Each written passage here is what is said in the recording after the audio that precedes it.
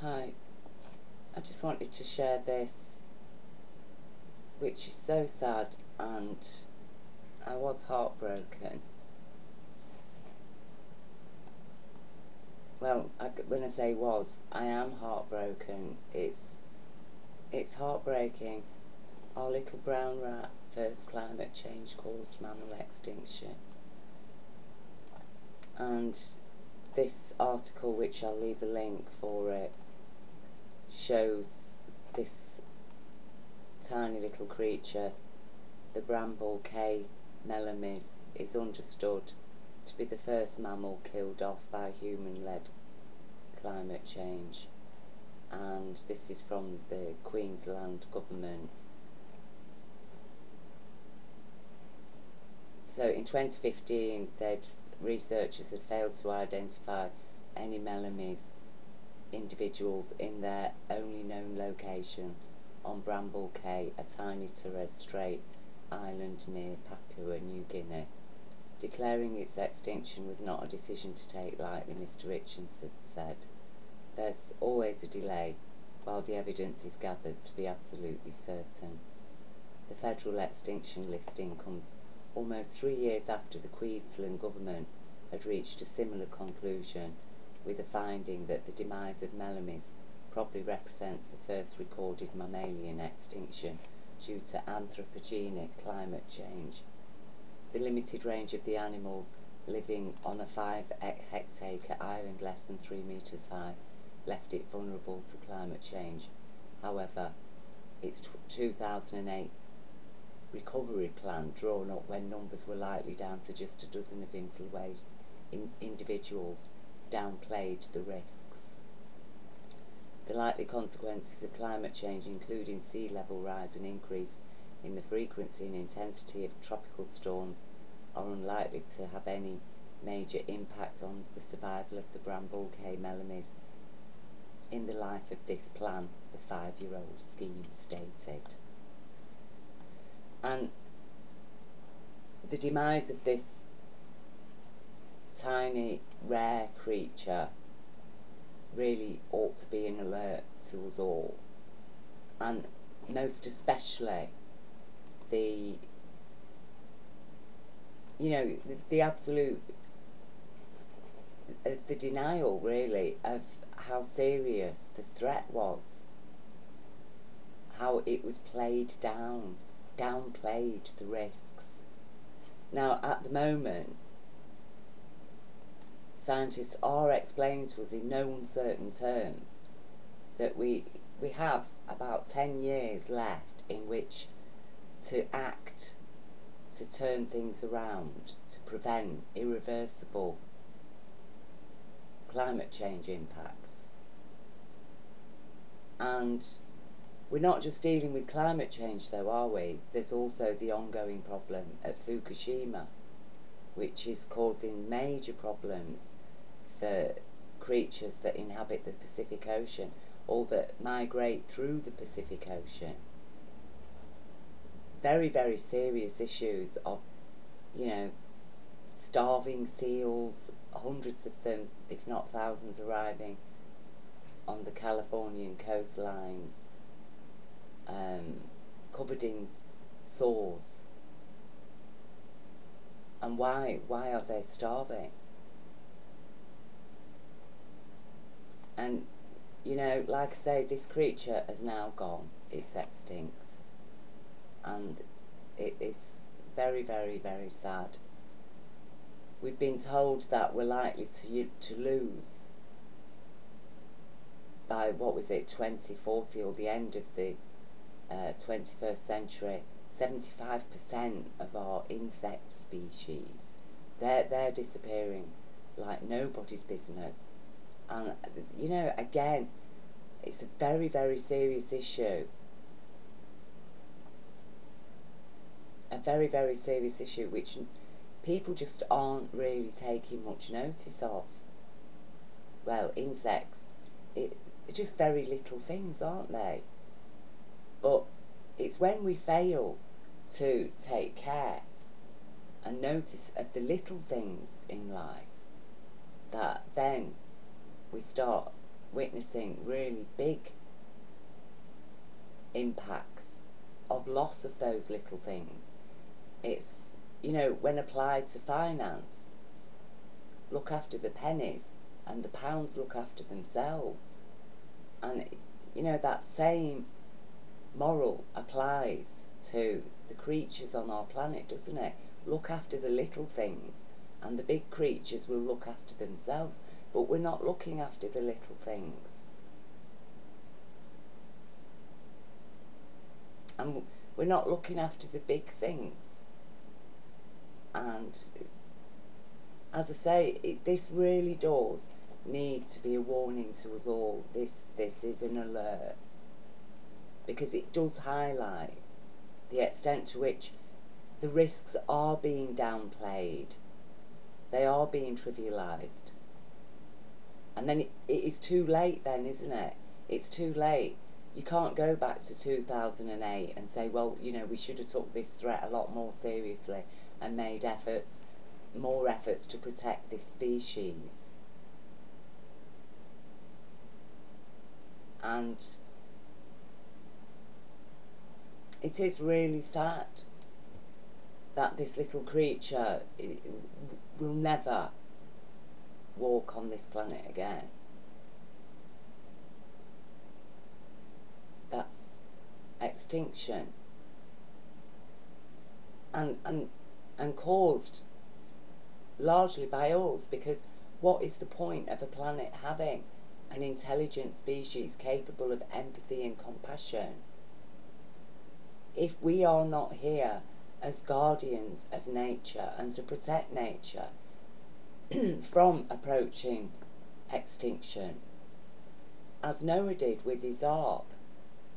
In that case, all right, the climate change wasn't man-made, but he had the foresight and intuition to understand that something big was about to happen and took steps to protect the animals. And the story of Noah, noticeably, is one common throughout the whole planet, of people gathering animals up and plants and things and getting into a boat and surviving the flood. This is a common story, because that really is the prime purpose of an intelligent species on the planet. Whether the approaching disaster is naturally caused or man-made, nonetheless we take steps, don't we, to protect the life that is at risk. And we aren't doing that. Is that because we don't want to take responsibility for the guilt? When really, you know, this isn't about the guilt of humanity, is it? When we understand that the bulk of life, humanity on our planet right now, is under the grip of these global corporations. And I've just made this video a minor concern, and covering Tom Hartman's programme, which he does talk about abuse against trafficked children and he talks about abuse against migrant children, but he also talks about dark money and how these corporations are pumping billions into politicians that are prepared that will actively trivialise the issues and concerns related to climate change and all kinds of other issues. That money is literally buying silence, and then money is also providing people with the choice of politicians to vote for. And whether the Democrat or the Republican, you know, right or left, they're all of them largely in the corporate pockets. These corporations who have a vested interest in trivialising the concerns around their activities on our planet, of which we have no say. I mean, in Britain, for example, this fracking stuff, people have been arrested, there's people on permanent protest, we know it's bad for the environment. There's all kinds of associated risks with it, and yet it continues because money is being poured into it.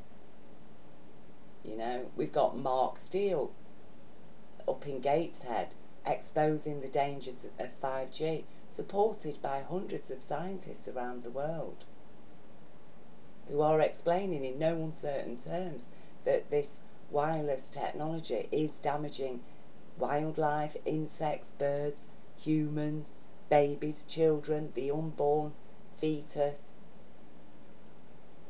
But apparently we're going to have this big rollout of it without any testing or looking into the already existing scientific studies that explain in no uncertain terms the damages, the risks that are so serious that no insurance company will insure 5G. It's uninsurable because of the risks. But that's okay, as long as there's a lot of money coming along with it, going into councillors' pockets, officials' pockets, then yeah, shut up, Mark STEELE. He's yet again facing court charges, you know, facing time in court for his activities in trying to expose 5G. I mean, it's not like he's harmed anybody or vandalised property, but apparently he's making too much of a noise and he's frightening people. You know, they've already tried to gag him. This is, you know, what is going on now. People really are in a sleep and slumber. And we need to wake up out of it and smell the smoke and check that fire, because it will burn out of control if we don't do it. And in my previous video, A Minor Concern, you know, I've put forward the understanding that, look, we need to come together on an issue of our children, the child, the rights of the child. That is what will change everything in this world, when we put the child first and we think about what we're leaving for the children in terms of the environment, the planet. At the moment, we're leaving them with 3 nuclear melt-throughs at Fukushima, and all the damages and impact that is going to have had by the time they're adults, by the time they're having children. And on top of it, this climate change. We cannot continue to live as we are. Never mind about the banking debt, which is an entire fiction and actually a crime against our planet and humanity by the very fact that this debt has been accumulated in the first place. But worse than that is the debt to nature and the impacts of our collective imposed ignorance. So in that sense, you know, guilt isn't going to help. Guilty people really don't make very good decisions. We need to forget about the guilt and start taking responsibility. The guilt rests fairly and squarely on the shoulders of these global corporations who have been committing crimes against life with impunity and actually being rewarded for it in terms of their alleged profits. But even their profits are a fiction, because every corporation is heavily in debt to the banks that have invested in them, and such corporations, you know, they're making profits after they've paid the interest off the banker's loan that they've used invariably to set themselves up. So they're not really making any profits, are they? Because they actually still owe a huge debt. But they're permitted only to pay off the interest of that debt. And all the rest of the money that they've made from their business activities is allegedly profit. when actually how is it profit when that corporation is in debt? And if we add the accumulated debts up of these corporations, you know, they really make the global national debts of the individual debts of each nation, when added together, you know, it even at 244 trillion, it looks like small change compared to what the corporations owe.